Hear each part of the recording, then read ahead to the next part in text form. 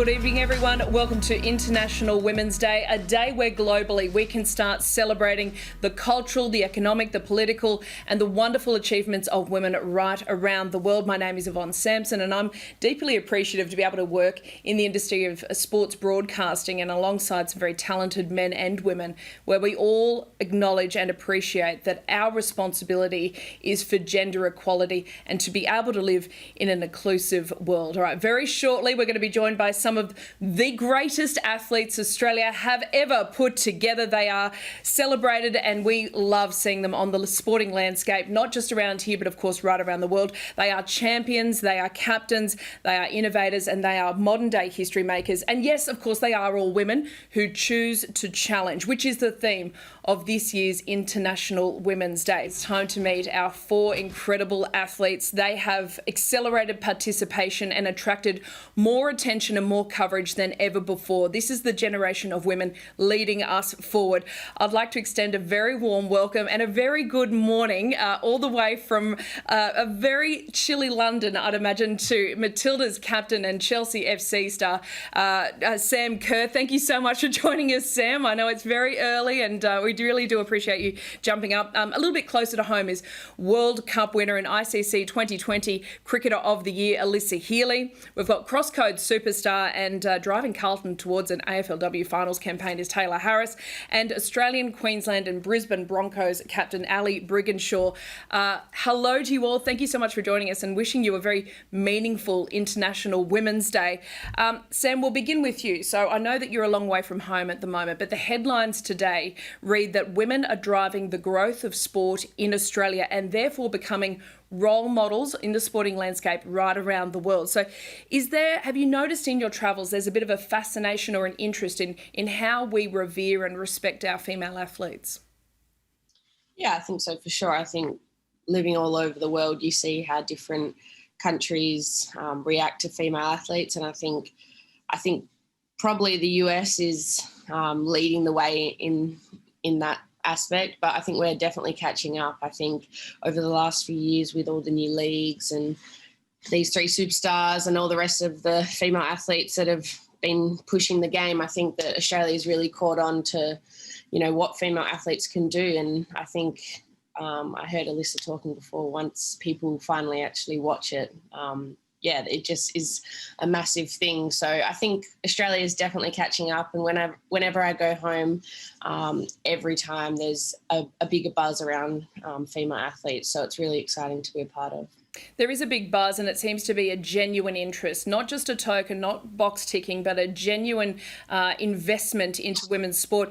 Tayla, I've read that some of those international sporting administrators, they were a little bit taken aback, but also deeply fascinated with that incredible moment, your statue and such an image of strength and a powerful capture of a female, participating in sport in Australia. That bronze statue, it's something that we are so proud of. But what does it tell you about the state of play here?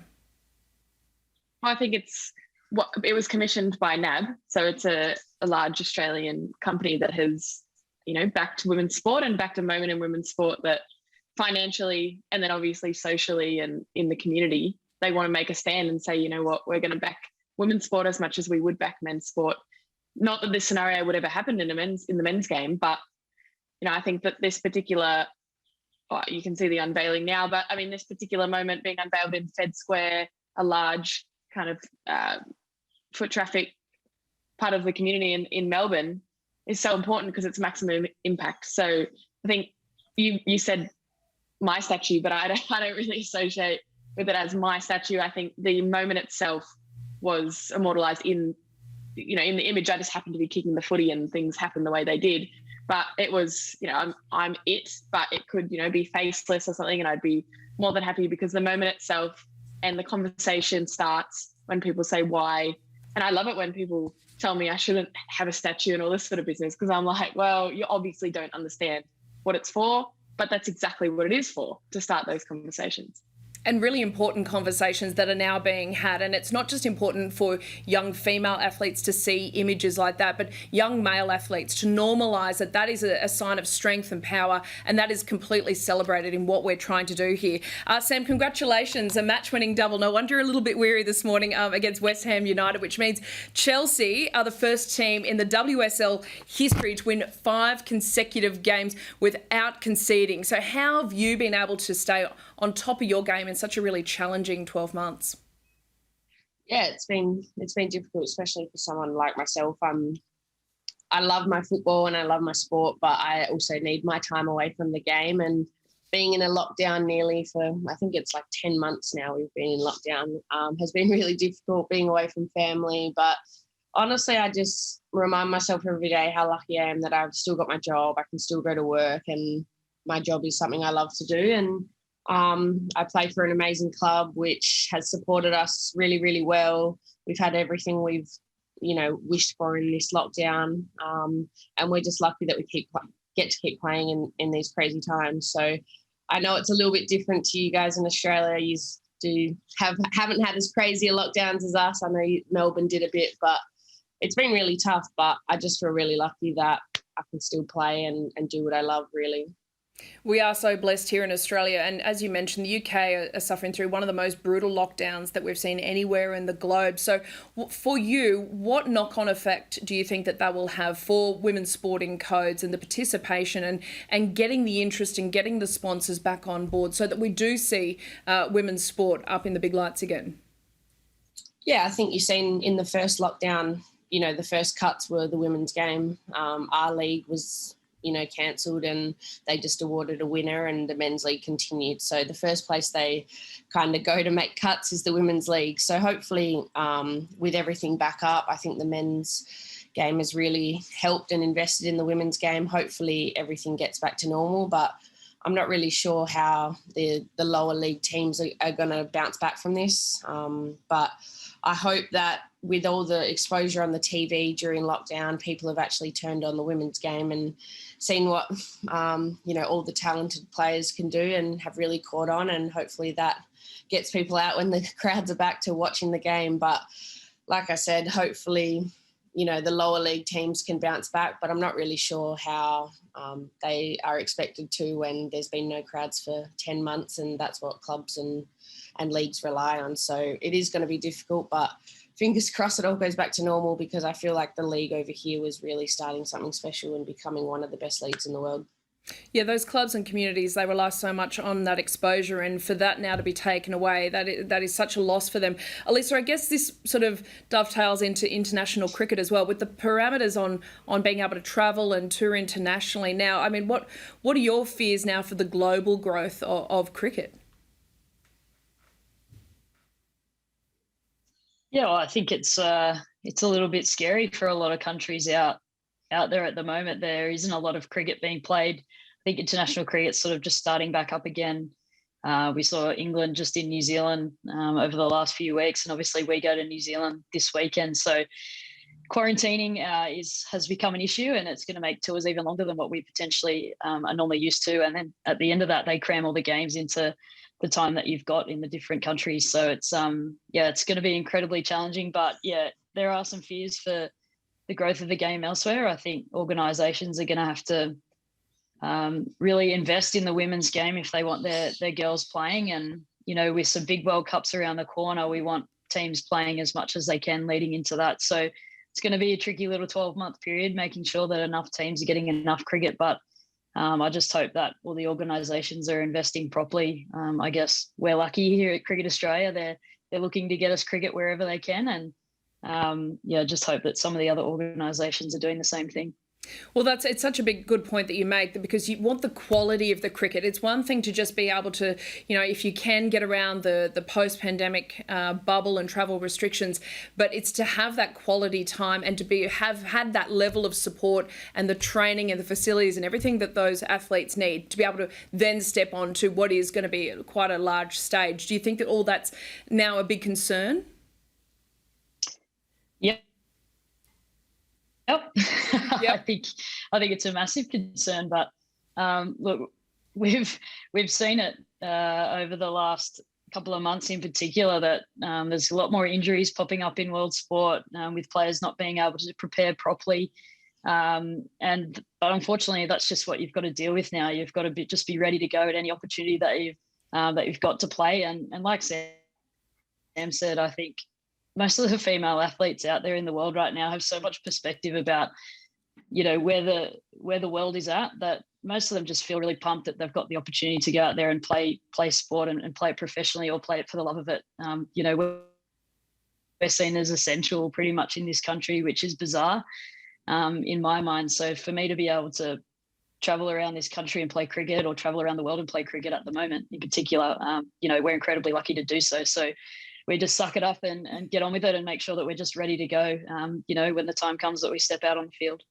Sucking up and getting on with it is absolutely the attitude. Now, Ali, you skipped the Broncos to an historic third straight NRLW premiership, and listening to Alyssa there talking about life inside the bubble and having that leadership needed to keep a group together, being able to respond to changing dynamics and restrictions and whatever is tossed up your way. But, I mean, through a really challenging year, you were able to win the Dally M medal. So when you look back now on last year, what were the leadership qualities that you had that kept everyone together and not only saw that team succeed, but for yourself personally to become the Dally M medalist?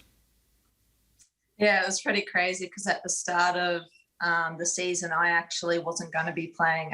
It was going to be made that we would have to move to Sydney, and with a family at home, I didn't think that was viable, as, it's a lot of pressure on family at home. So once I realised that we were staying here, it had a lot to do with, we had a team meeting, and then we decided that we would stay in Brisbane. We thought that was the best for families and for us playing wise.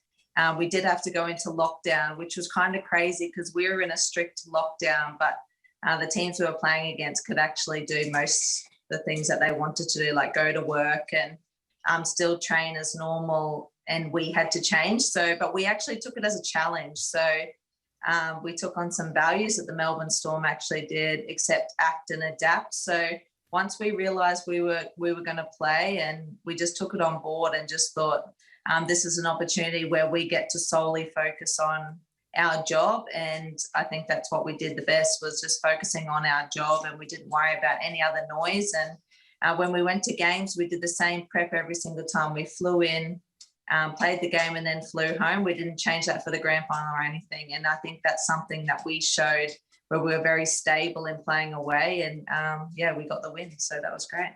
It certainly was fantastic. Now, this year's theme for International Women's Day is Choose to Challenge. And of course, that is based on the responsibility for gender equality, whether that be in our homes, in our clubs, in our communities, in our workplace, and of course in the sporting industry. Ali, we'll stay with you. When's the earliest memory that you have of being a young woman, and you probably didn't know it at that time, but you were choosing to challenge gender stereotypes? Yeah, so it was my first carnival as an 11-year-old. People have heard me say this before, but I walked into my first ever representative carnival. The likes of Chris Sandow, Daly Cherry Evans, those guys were there. And I just heard the parents pointing, whispering, male and female, just saying, there's the girl, there's the girl. And at the time, 11 years old, I didn't really think much of it. All I thought about was, I've got to take that fire out onto the field because I'm going to be playing against your sons very soon, and I don't care if they're boys. So I use that as fire. But for me, the proudest part of that is I did that, and I made steps in playing with the boys. And some of them are my best mates today. I think they taught me a lot, but it's also so rewarding to know that girls aren't going to have to go through that again. And I guess I use that as, if it wasn't for me doing those things when I was younger, that might not be there for the young girls today. So I use it as a little bit of inspiration to tell girls what it was like, and that they're very lucky to be playing the game and having the pathways that I didn't, as I had to step away from the game from 13 to 18 years of age. So I missed a lot of footy, but I can't change that now, and I'm just glad there's pathways for all girls now. Yeah, certainly a different time now. Alyssa, you were smiling through that. Did that bring up any memories of you? There she is. That's the one. She's the one that gets us all out. Yeah, a few similarities there, Ali. I can definitely attest to that. Playing with the boys all growing up in my career, and similar to you, there just wasn't that pathway for young girls to play cricket. When I was coming through, we all just grew up playing with the boys, and we just got on with it, rocked up, and I honestly thought I was just one of the boys and never saw any difference. Probably not until I was about 17 and at an all-boys school, when it was on the front page of the newspaper that I was playing with the boys, that I really saw that I was different. So, but it's great to see such change nowadays. There's so many different pathways for the girls to go and play cricket. They can play in all girls leagues, they can play in mixed leagues, they can play with the boys if they want to. And I just think that's an incredible thing that they've got that choice, that they can go out there and play sport. It doesn't have to be cricket. They can go outside and play any sport that they choose, whether it be footy, either of the footy codes or whatever it might be. So it's great to see it change. But I did have a little chuckle then that similar sort of story as Ali there. It's quite remarkable. Tayla, when did you choose to challenge some of those dressing room whispers or the boundary line bullies? And how has that really helped your mental and physical strength? Well, just quickly, full disclosure, I've got my dog right here. He's decided to come up and let me know that it's dinner time. So I'm sorry if he barks all of a sudden. The more the merrier. Bring him in. Keep him together.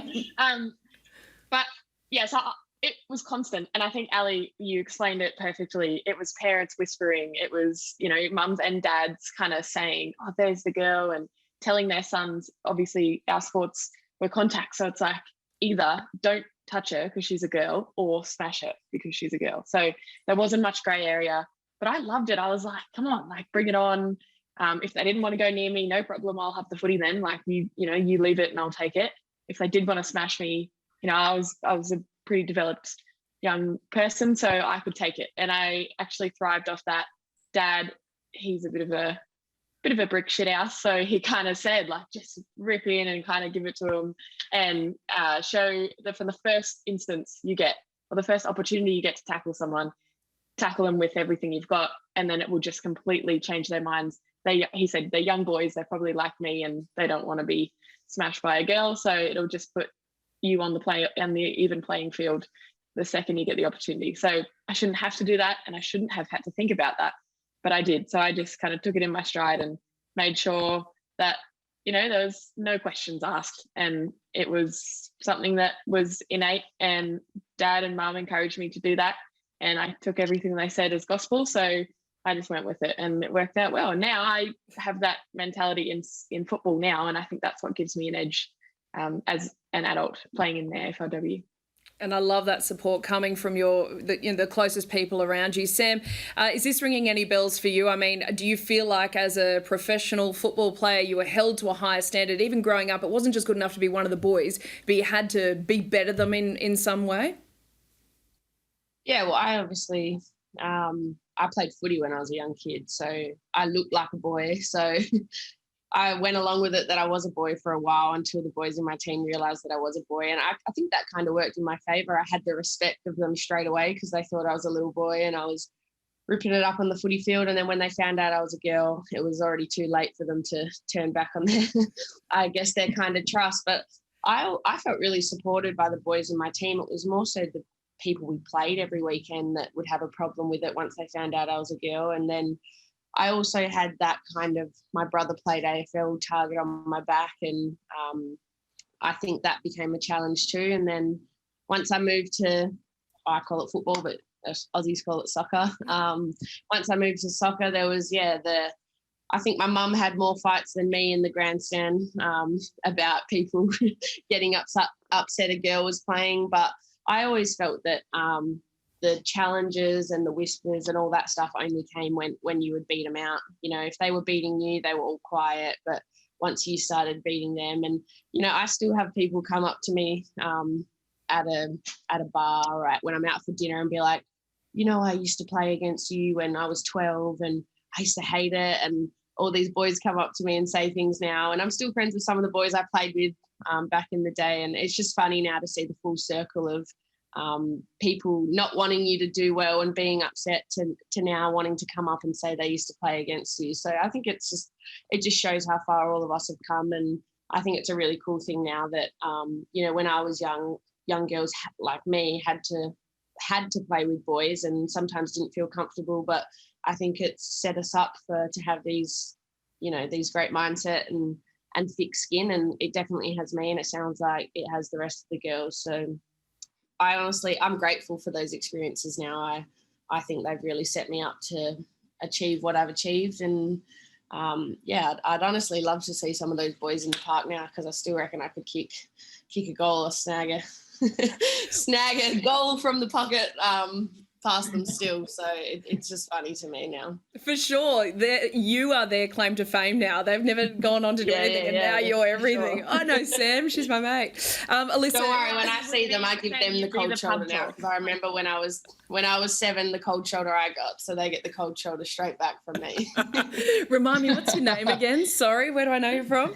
Hey, Alyssa, today marks 1 year anniversary. It was an historic day, not just for women's cricket, but women's sport and sport in general. The 2020 World Cup victory in front of a record crowd, over 86,000 at the MCG. It was such a moment that everyone remembers where they were when they watched, and those scenes are incredible. So what were some of those pinch me moments for you now, 12 months later, professionally and personally? How long have you got, Yvonne? I can stay on you for about 3 hours if you want to hear me talk about it for that long. I'd love to. Oh, look, I think it was just one of those moments, I'd love to say in your career, but just in your lifetime, that you want to be a part of. And I guess I was lucky enough to be a part of. And a pinch me moment, obviously seeing the 86,000 people there, 87,000 people there, pouring into the stands, cheering for Australia, which is unheard of. Normally, if they're cheering, it's for India or another country. So for them to be there for us, to win a home World Cup is something that is incredibly hard to do, and we did it with the amount of pressure that we had on us. And probably another pinch me moment was Billie Jean King being there in that moment. I'm walking around the field holding a World Cup trophy and bumping into this amazing pioneer of sport, of women's sport, and she wants to shake my hand and say hello. I think that was probably one of the best moments of the night, and potentially dancing on stage with Katy Perry, I guess, was up there as well. But yeah, it was just an incredible moment to be a part of. I feel so fortunate that I was there, that I played in it, that I got to experience it. But I guess what it meant from a broader perspective, not just for women's cricket, but for women's sport, just for society here in Australia. It was just really cool to be a part of. And I guess 12 months on, I still walk past people in the street who want to stop and talk about it. And I think that's the coolest thing. And these are people that often say to me, I didn't watch a lot of women's cricket, but I watched that day and I was so impressed with what I saw. And I've definitely been watching the WBBL, or they'll want to talk about cricket. So I think the fact that it's made people stop and watch, whether that be cricket, whether that be footy, whether that be AFL, whatever it might be, I think that's a really special thing. And yeah, it's funny, I was just thinking about a story then about the Choose to Challenge. I was just laughing at your story, Sam, and I actually played golf with a guy randomly a couple of weeks ago who I grew up playing with his nephew, and the guy actually said to me, standing there, I was playing with my husband Mitch, and he said, one of this kid, I won't name him, his most embarrassing moment growing up was getting out to Alyssa Perry in rep cricket, junior rep cricket. And I laughed and said, why is that embarrassing? She's ended up being one of the best cricketers that this country will ever see, and your son probably never played first grade, so I'm not sure why it's the most embarrassing thing to talk about. I think it's a really special moment for him in his career that he got to play against Alyssa Perry and got to play with her as well. So it's those sorts of moments that I guess we can challenge the thinking of some of the people out there and say, well, actually, she's probably going to go down as one of the greatest athletes we've ever seen, and your son was lucky enough to play against her. 100%, and that is exactly what Choose to Challenge is. And it's not only that, but it's changing our national conversation, which is so important. Ali, you've devoted yourself to a program called Beyond the Broncos, and it really focuses on education and higher learning and employment opportunities for not just young women, but young Indigenous women who often find themselves as some of our most vulnerable in our communities. Why have you described that program as life-saving and life-changing? Yeah, it's very, very rewarding. That's one thing. Going through school, I wasn't the greatest student, and I'm very honest when I talk about this, as I solely focused on sport, and that was my main reasoning for going to school. So when I signed with the Broncos 3 years ago, I said to them, I want to work in your community department. I've heard lots of good things about it. I want to be a part of helping young girls. And I took on that role at the Beyond the Broncos, and we work within girls all over Queensland. We've got 60 schools. So we work on delivering workshops about culture, goal setting, habits, whatever it is that can help these girls come to school. It's all about attendance. So like I said, I was focused on sport, but I want these girls to make the most out of going to classes and the education, because that wasn't around for girls a while ago. So I'm very passionate about it, and just seeing girls, if I can help one girl come to school or make it a little bit easier for them to go into class without people talking, or get them to sit in the right spot, I'm doing my job. And I see girls that go from having 30% attendance for the year to going to have 80 or 90% just from a little bit of support from myself and the rest of the Broncos team. So it's very rewarding, but I see a very big future for especially Aboriginal and Torres Strait Islander girls in the future. It's such a wonderful program. We'll just go around the panel. Tayla, what do you see as your greatest responsibility and as a game changer? Well, I often have this thought of, I wish I was 10 years younger, or, I wish I could play the game when it's completely developed and professional. But then I kind of check in with myself, and I actually love the fact that I'm in this period of the game, in this phase that will never happen again. And fortunately, I'm basically the last one who has to go through the conversation of you can't have a career in AFLW, in AFL. And then now you can, of course, you've got AFLW, and it's not even a conversation. And it's my favorite thing in the world when a young girl comes up and says, I'm going to be like you, and I'm going to play AFL one day. And I can confidently say, of course you will. And I just think it's the most beautiful reaction from these kids, because it's no reaction. It's like, yeah, obviously, it's what I want to do. So I think being in the position that I'm in and taking it for what it is, and that is, a pioneer role. And I hope someone comes and is way better than me. But there's a girl in my team who was in my position this weekend and did an awesome job. And my dog's letting me know, so sorry if there's some barks. Did an awesome job in that position, kicked a couple goals and things, but it was her second game ever. And I was just stoked that she did that. I was like, go out there and work harder, be better, be faster. And that's genuine. Like, I'm not just saying that. And I think some people get caught up in, the fact that people are passing them by and things like that, but that's natural progression. Of course, there are going to be supreme and incredible athletes that are never to be seen again and things like that. But, I hope my role in the game and in sport and in life is much more than just on the football field. So that's my role and responsibility, I feel. Beautifully said, Sam. How seriously do you take your role, your leadership and your encouragement of the next generation? Because you've been able to experience things that our mothers, our grandmothers, our aunts, they never would have dreamt of having these opportunities in their wildest dreams. And now you're in such a wonderful, strong spot to then make sure that you might be the first, but you're definitely not going to be the last. Yeah, for sure. I take it really seriously, and it's something I'm really proud of. And I think representation is really, really important, especially in, this new world with social media and all those crazy things that I personally didn't have to deal with growing up. I think, seeing what you want to become is really important. I always say that when I was growing up, my only female role model was Kathy Freeman. And I never wanted to run track ever because it's terrible.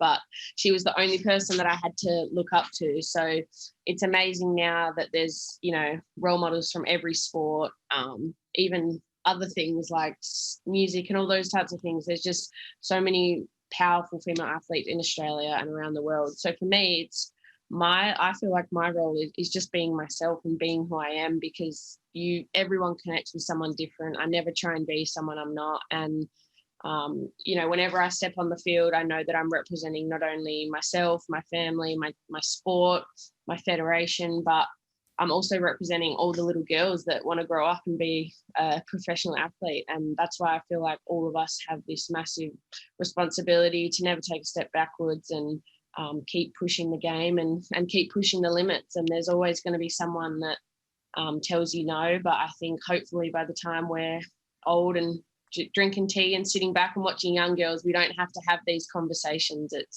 It's not about women's sport. It's just about sport. And that's where I hopefully see the game. And yeah, I just want to be a part of something great. And I think Alyssa was lucky. She got to experience a World Cup on home soil and actually win it. And we have this amazing tournament in 2023 to look up to. And hopefully I'm there. And yeah, it's going to be an amazing thing. So I think things like that really push the game and push women's sport into the forefront of everything in Australia. Yeah, Sam, beautifully. So we can't wait till 2023 for sure, a World Cup on Aussie soil.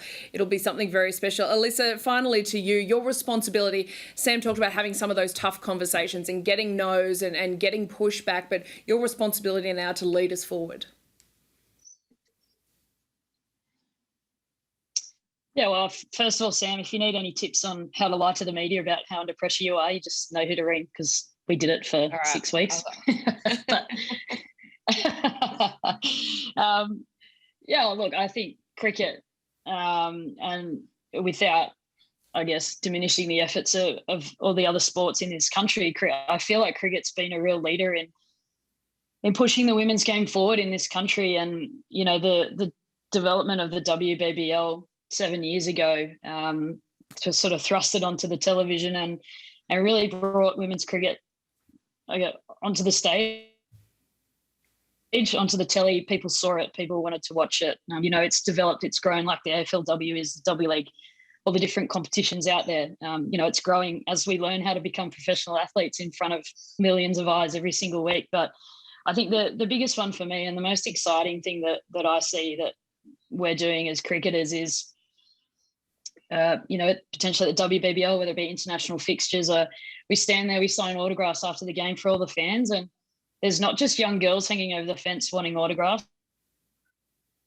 There's young boys standing there wanting autographs as well. And for me, that's societal change. That's cultural change here in this country, that a young boy doesn't care if it's women's cricket, men's cricket, you know, whatever it might be. They're there. They're fans of the game. They're fans of the players. So for me, that's where it's changing. And I think that's really exciting for me to be a part of. You know, I'm standing there, I'm chatting to some young boys about their cricket, how they're going on the weekend. And, you know, they play against a girls team, or they've got 3 girls in their team that they play with. And I think that's really cool that they don't see a difference in it.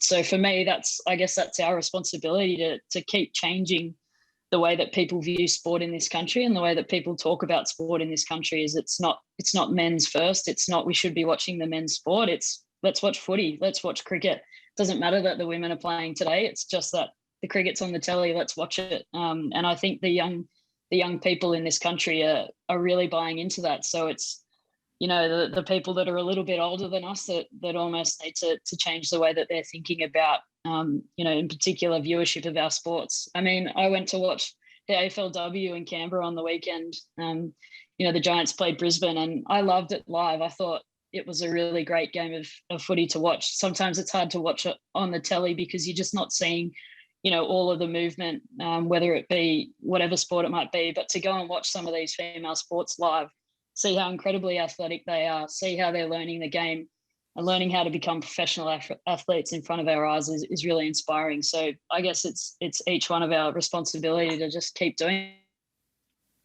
that, keep being ourselves and keep living the dream for the next generation. Well, Alyssa, you're a superb leader. All the best on your upcoming tour of New Zealand. Sam will be cheering you on, of course, as you line up for Chelsea and with one eye on that upcoming World Cup in a couple of years. Tayla, all the best with Carlton in the AFLW and bring on 4 straight premierships with the Brisbane Broncos, Ali. I want to thank you all so much for bringing so much conversation and different point of view to what we're able to do here on International Women's Day. And it would be remiss of me not to give a shout out to a couple of the cameos. Tayla, your dog is a superstar. And Sam, your cat jumped up on the window halfway through one of those questions. So, yes, well done to all of our little furry friends as well. They are allies. Ladies, happy International Women's Day. It's a privilege to be able to talk to you, find out a little bit more about your backstory, but more importantly about where we are headed as women in sport, not just in Australia, but right around the world. So thank you so much. Thank you. Thanks, guys. Thank you. Thank you.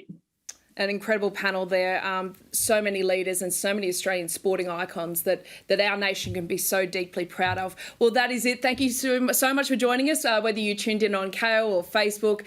Really appreciate it, and wishing you a very wonderful International Women's Day.